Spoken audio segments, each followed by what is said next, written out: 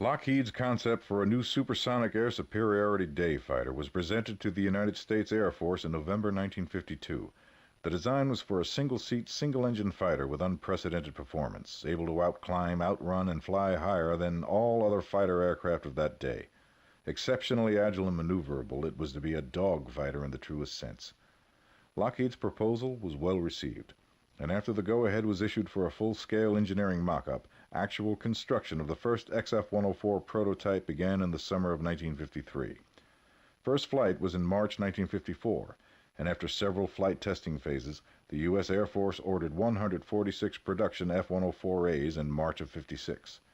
The aircraft entered operational service in January '58, and by 1959, nearly 300 F-104s had been delivered, including the two-seat B and D models. The F-104 was initially armed with a 6-barrel 20mm cannon and two AIM-9 Sidewinder air-to-air missiles.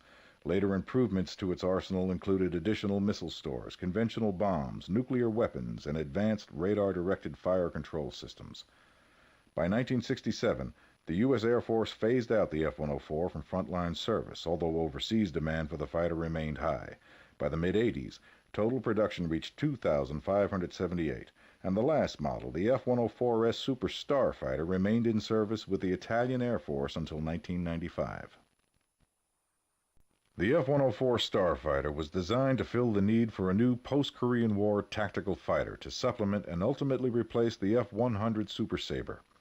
It was also planned as an interim link between the F-102 Delta Dagger and its replacement, the F-106 Delta Dart.